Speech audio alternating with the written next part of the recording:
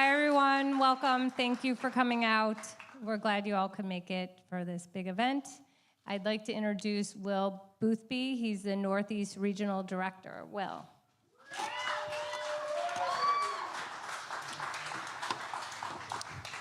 Hi, everyone. It has been my absolute honor to be a part of this petition drive here in New York. And before we start, I just need to thank the volunteers for their tireless efforts going out day after day after day to do the Herculean task of 45,000 valid signatures in 45 days.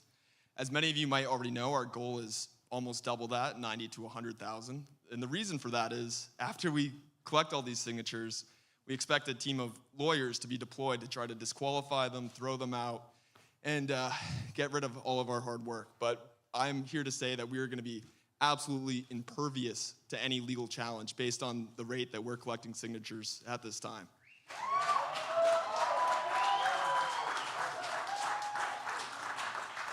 So thank you very much. This has been an absolute honor for me. Thank you to all the volunteers, and I'm proud to welcome Mr. Kennedy to the stage. Thank you. Thank you very much to Will Boothby, and thank you to all the volunteers who've given their heart and soul to this effort to get us on the ballot in New York State, something that was considered impossible, but I think we already have enough ballots or signatures to qualify, and we're continuing to collect them until we at least double our requirements. So thank you.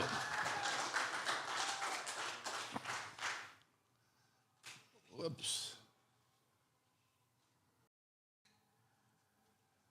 Okay, we're missing a slide.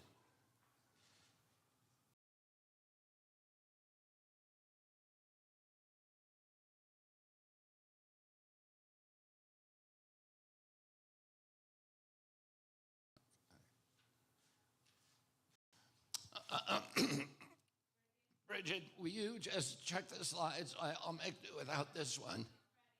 It is. Okay. All right, these are just some recent polls that we actually just pulled up this morning, but 74% of Americans are dissatisfied with the way things are going in the United States. In 2013, 85% of young people in our country said that they were very proud to be American. The same poll taken in 2023, so about four and a half months ago, only 18% of Americans say they're proud to be American, of young people. So somehow during the terms of the last two presidents, most of this generation has lost faith in our country and lost hope for their own future. And 74% of Americans say that they're not satisfied with the way things are going in our country, that we're on the wrong path. There are 20 or 30 other polls, we looked at them this morning, that say the same thing with different numbers. President Biden, President Trump acknowledge these polls. They blame each other. President Biden says it's President Trump's fault. President Trump says it's President Biden's fault. The two of them presided over the country when they saw this vast decline in faith in America. And what I would say is that neither President Trump or President Biden are capable of giving us the kind of leadership to change these data points.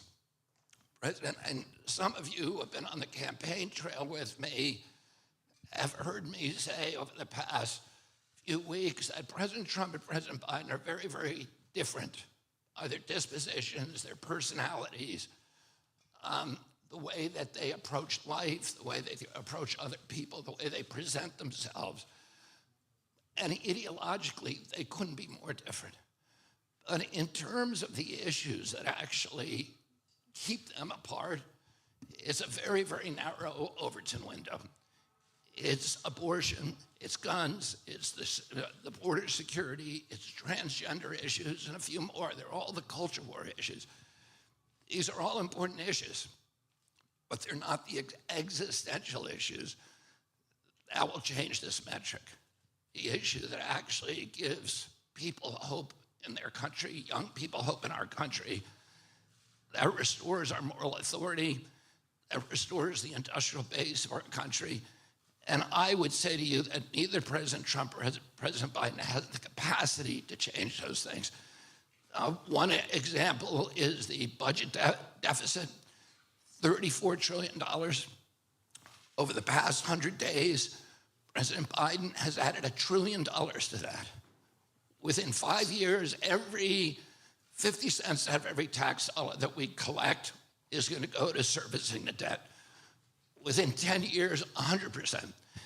And neither President Biden nor President Trump, during the entire course of this campaign, has explained what they're going to do to change that.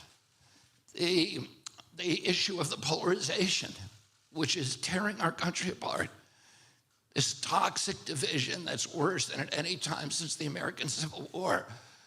President Trump can't change it, and President Biden can't change it because they're part of it. They're feeding it. They're telling us to hate each other. They're telling their followers to be fearful, to be hateful towards the other guy's followers, so they're not going to change it.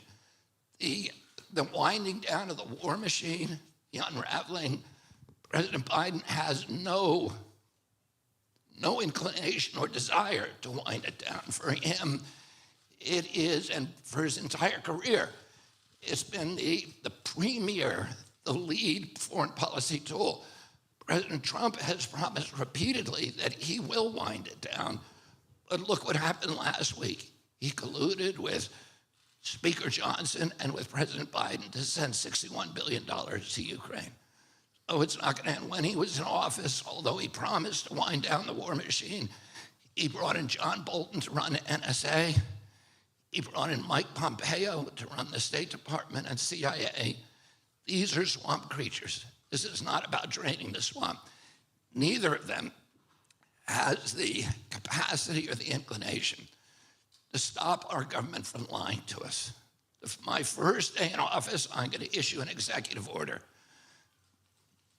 announcing that any government official or employee who lies to the American public in conjunction with his official duties will immediately lose his job. Oh, if President Trump or President Biden had the inclination to do that, they would have done it when they were in office. The chronic disease epidemic that is now debilitating 60% of our kids, $4.3 trillion a year, 5 times our military budget. Neither of them has made any, both of them presided over it. Neither of them has made any move during all the time they were president to try to address this issue. The destruction of our soils, the addiction to processed foods. There are 1,000 ingredients in our foods that are banned in Europe. And they're feeding this chronic disease epidemic. So these are the issues that are absolutely existential to our country. And Americans are tired of them.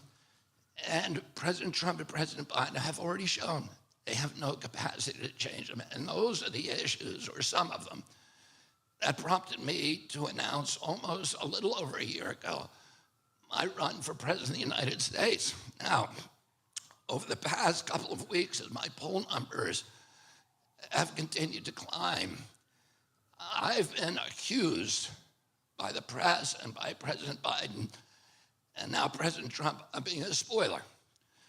So we actually did a poll to test whether that accusation has any basis. And that's the poll that we're going to talk about today. Let's first look at this. This is the dictionary definition of a spoiler. A spoiler is a political candidate who cannot win. Number one, who prevents another candidate from winning by taking away their votes. So those are the two conditions that you need to fulfill if you're going to win the designation as a spoiler. Now, I can't win this, and I'm going to show you why. First, we just did a poll, the typical poll that you see from Quinnipiac, New York Times, CNN, Gallup, has between 1,000 and 3,000 for 3,600 people that they survey. These are the polls that you all report on. We did a poll, 50 states, 26,000 people, 10 times what anybody else does. This poll typically costs between $200,000 and $500,000. And it gives us a very, very clear picture of who can win this election and who cannot. And I am going to invite my campaign manager, Amaryllis Kennedy, up to explain this poll to you, and then I'm going to come back and make our big announcement.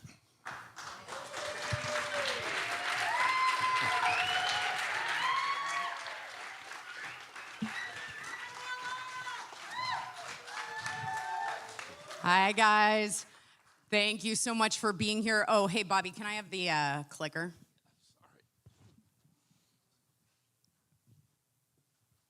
Brilliant. So, as you just heard, there are a few things that set this survey apart from all of the other polls that you're going to see floating out there in the media. One of them is the sample size. Whoops, hold on, go back. So as you can see here, more than 10x most of the other polls that are out there. And of course, the more people who respond, the more accurate the results. So most of these polls have margins of error in the 2%, 3%, sometimes even 4% range. The Zogby Strategies 50-state poll, 26,408 respondents, and the margin of error is 0.6%. The other thing that sets this aside is that rather than being a national poll, this is a 50-state poll. And the distinction there is that there are respondents across every single one of the states with enough coverage in every state to be able to actually allocate the electoral votes as if the election happened today. Now, why does that matter? As you all know, we live in the electoral college system. They call it winner takes all because the candidate who gets the plurality in each vote, with the exception of Maine and Nebraska, get all the electoral votes. That seems obvious to all of us. Everyone knows it in politics, everyone knows it in the media, and yet still point to national polls as an indication of who's gonna win. Now, to understand why that is problematic, I think these are reversed on the clicker. Hearken back, if you will, to 2016. This is the most recent example you'll all remember of a candidate winning the national electorate popular vote and losing the White House. Imagine that you had the most accurate national poll that has ever been done, a 0.0% margin of error that was taken the day before the 2016 election. It would have told you that Hillary Clinton was going to be the president, and most of them did. And it would have been wrong, and most of them were. Donald Trump ended up winning that election. We all know the rest. First Trump presidency as a result of the Electoral College. And so, you know, maybe that was the reason that the DNC made their fateful decision to back Hillary Clinton instead of Bernie Sanders, who could have actually beaten Trump. But in any event, we are here today to make sure that America doesn't make the same mistake again. And to do that, we needed to be able to actually tally up the electoral votes rather than just do a national head-to-head race. So, with that, I'm gonna show some data. I want you guys to know that there is gonna be a QR code and a website at the end.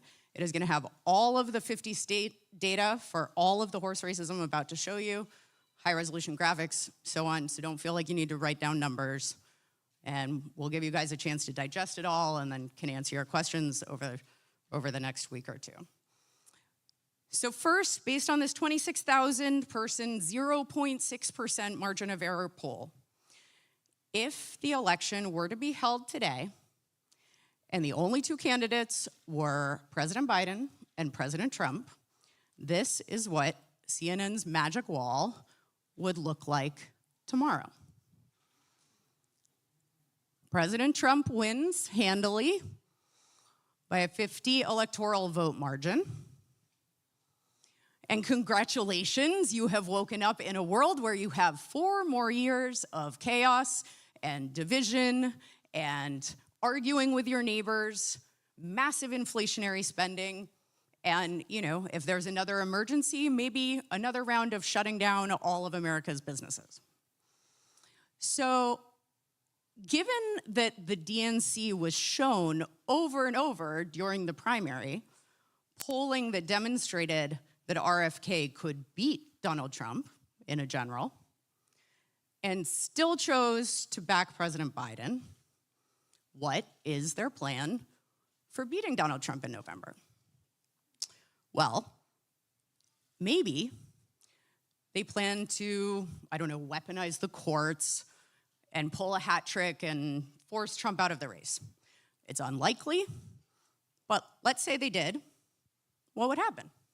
So we ran that scenario too, and here's what the magic wall on CNN would look like in that scenario. Kennedy wins in a landslide by a margin of 96 electoral votes.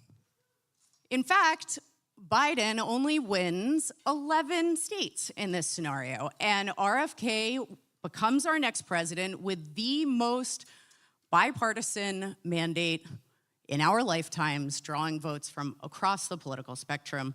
How healing would that be?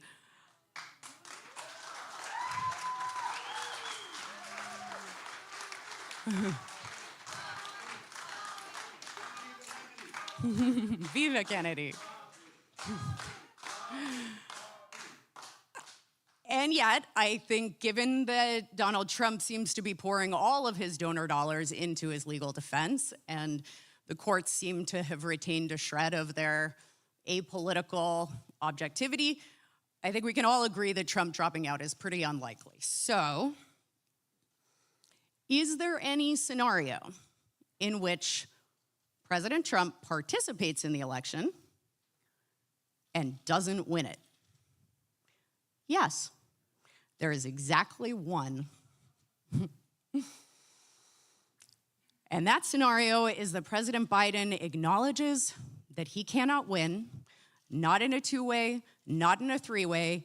We ran them both, and makes good on his 2020 pledge not to seek re-election, and allows Robert F. Kennedy Jr. to beat President Trump and save us all 4 years that we dread. Now, I realize that it might seem preposterous to suggest that a candidate should drop out just because they can't win, and by being in the race, they're preventing someone who could win from doing so. I might even agree with you. But the DNC does not think it's preposterous. In fact, the DNC has been demanding that Robert F. Kennedy Jr. drop out of this race in the name of saving democracy from Donald Trump since the moment that he stepped up to offer Americans an alternative to the last 8 years of driving America in the wrong direction.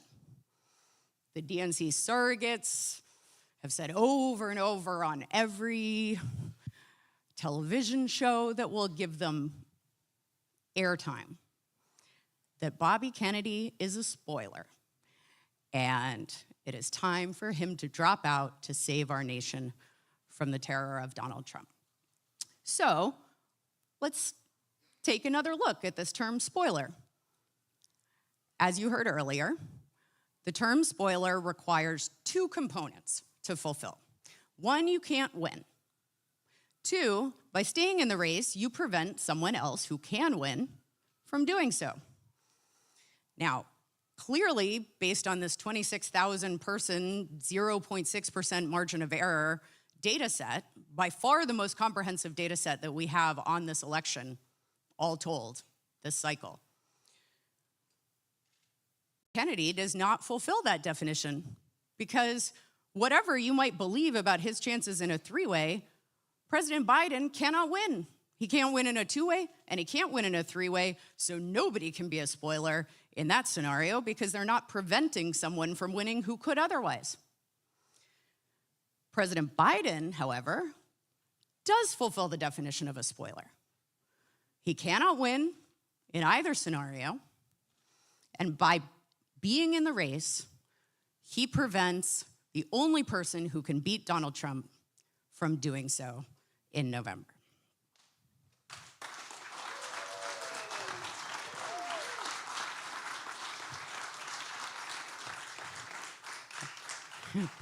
How do you like them apples? So, the question is, will President Biden heed the dire pleas of the DNC and, as the spoiler responsible for handing Trump the election, bow out and let Bobby beat Trump and save democracy? Or will he hand the country back over to Donald Trump out of stubbornness? Now, maybe he thinks he's got plenty of time, right? It's 6 months out from the election.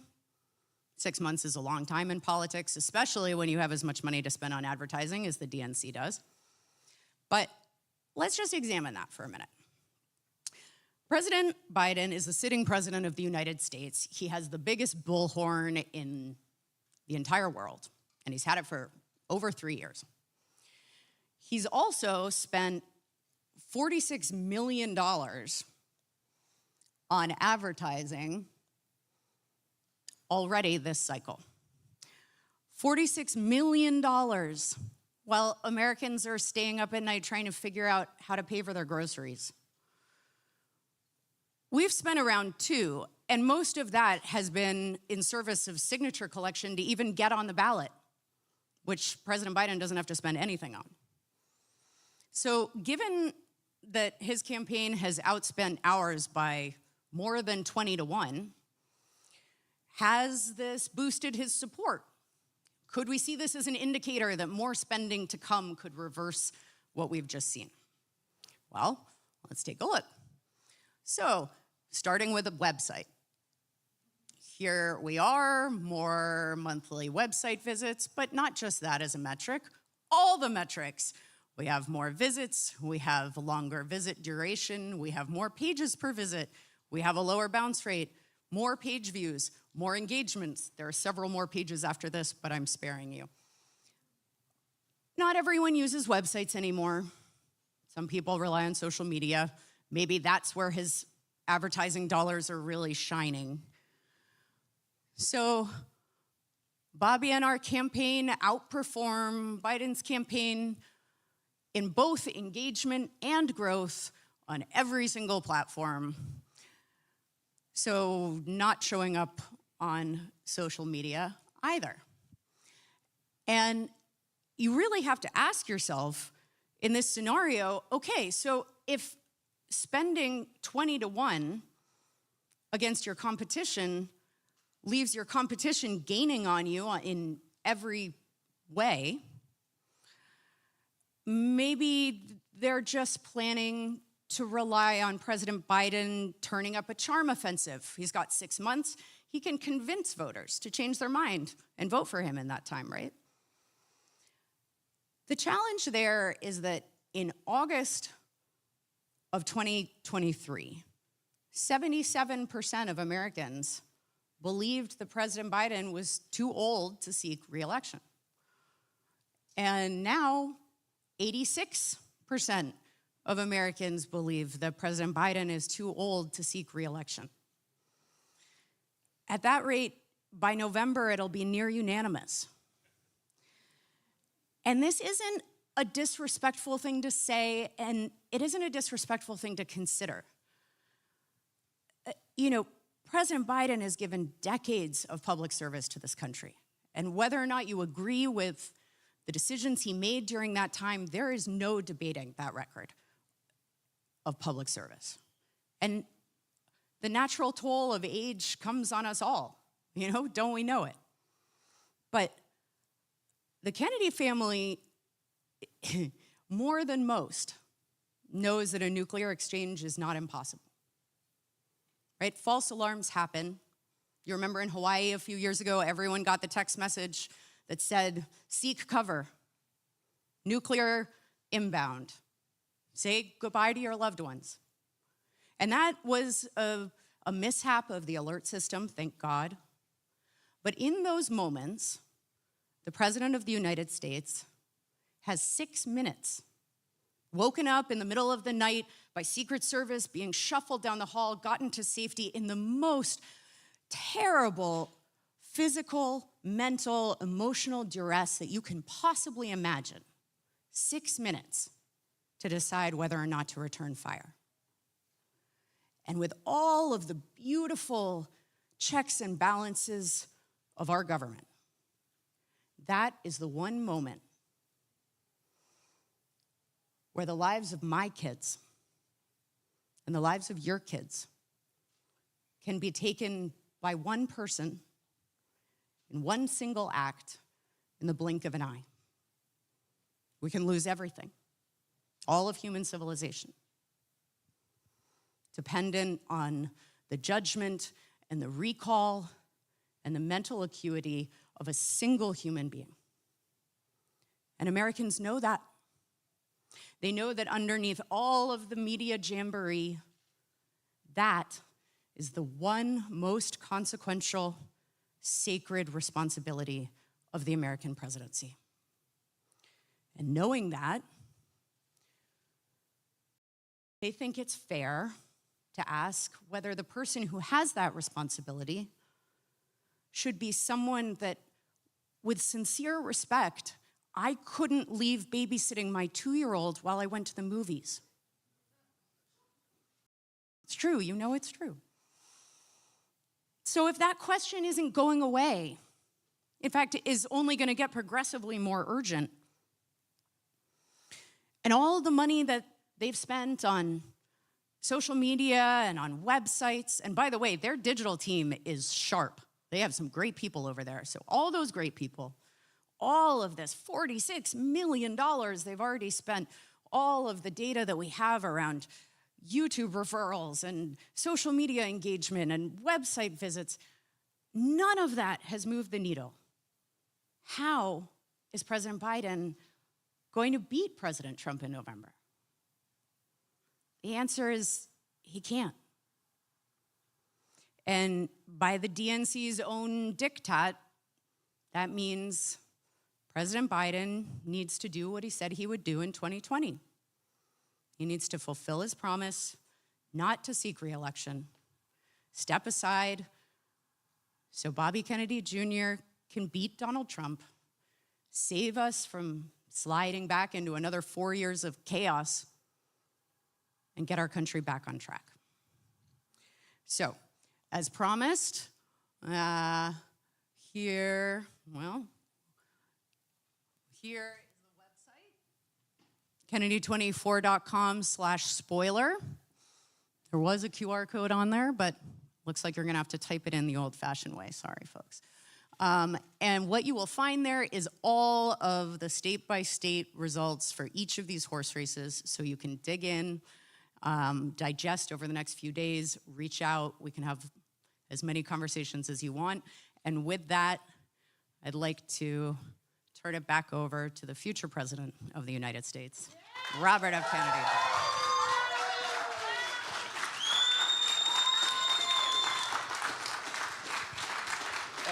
So Amarillo is going to provide you the QR code with this extraordinarily detailed poll, and it's a treasure trove of information. One of the things that you didn't talk about, and I think you'll find interesting, is that if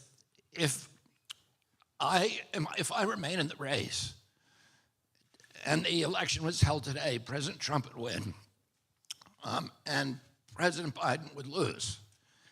If I got out of the race and the election were held today, President Trump would win, but he'd win by much more. He'd win by 2 additional states. He would win the state of Maine and the state of Virginia.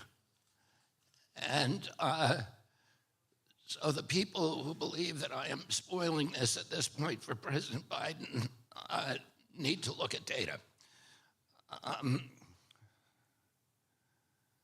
Again, the spoiler definition of a political candidate who cannot win, but who prevents another candidate from winning by taking away votes.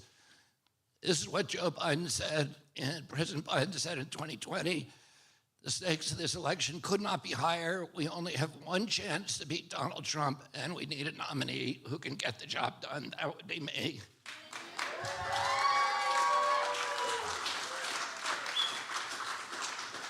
And hear what he pledged in 2019. If you can persuade me there's somebody better who can win, I'm happy to not do it. But I don't see the candidate who can clearly do what has to be done to win. Well, now we can see that. And by the way, our poll is not unique. Every poll that has posed this question, a head-to-head race between President Biden and President Trump and a head-to-head race between me and President Trump, has said the same thing, that I perform much, much better against President Trump than President Biden does. Here's a poll that was done by Zogby. This was in April 2024. This is one of the reasons that I stayed in the race and switched party. Oh, no, sorry, this is this one. This is the May of 2023 poll, and it showed me beating, in a head-to-head race, me beating President Trump by, I think that's, it was 14 points. No, it's 18 points. And me 24 points. And me beating Governor DeSantis by even more. Oh, the other poll, which is recent April 2024 TMZ poll, this is a, this is a significant poll because it's 56,000 people. And it also shows me trouncing President Trump. So I would, anybody who has doubts, any of the media organizations that have doubts about the outcome of our poll, these are the only polls we know about that have asked this question. I would challenge you to do your own poll and ask this question: who does better in a head-to-head race against Donald Trump? Is it me or is it President Biden? And that could be consequential because this is the no spoiler pledge, which we're announcing today. This is a pledge that I offer to take if President Biden also takes it. Both parties agree to co-fund in mid-October a 50-state poll with 30,000 or more likely voters. So this is essentially, effectively, zero margin of error in October of 2024. The survey will test the results of a head-to-head race, pitting President Biden against President Trump, and a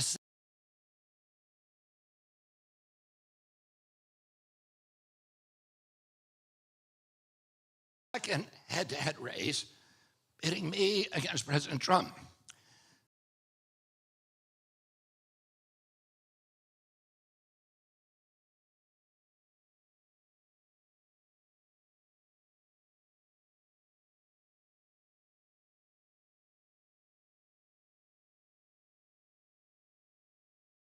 Both parties, whoever performs weakest against President Trump in a two-man contest will drop out of the presidential race. So this is a spoiler pledge. And by the way, I'm happy to make this same pledge, although President Trump is not a spoiler because he can actually win. But I'm happy to make this same pledge with President Trump because I can do better against President Biden than President Trump can. Of people who are frightened, who are voting for President Trump because they're frightened of President Biden should be supporting me, and vice versa. And ultimately, I think what we all want in this election is that for Americans not to feel that they have to vote out of fear, that they feel that they can vote out of hope. And that is only going to happen if there's a two-way race between me and President Trump or me and President Biden.